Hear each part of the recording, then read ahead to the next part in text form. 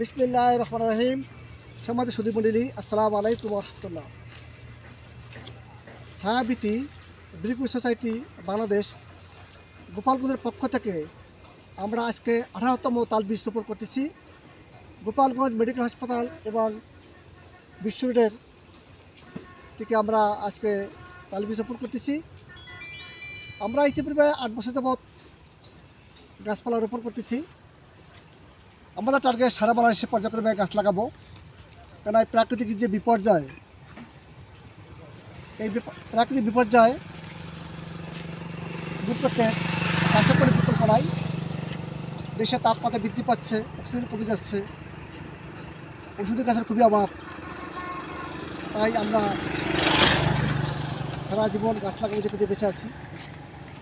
আমাদের দাবি, আপনারা প্রত্যেকে নিজ উদ্যোগে কিছু গাছপালা লাগাবেন, যাতে প্রাকৃতিক বাষ্প দূর হয়।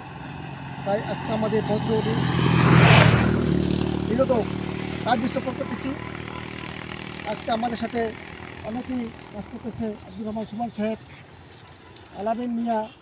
আলামিন মিনা সিএ ডিসিএপি শিক্ষা শাখা, আমাদের শুক্লা স্যার আছে, আকাশন স্যার বর্ণ প্রতিনিধি হেডমাস্টার সহ অনেকে আমরা কাজ করতেছি। দোয়া চাই যাতে আমরা সারা জীবন গাছ লাগাইতে পারি, দেশটাকে ভরপুর করতে পারি। সবাই ধন্যবাদ। আসসালামু আলাইকুম।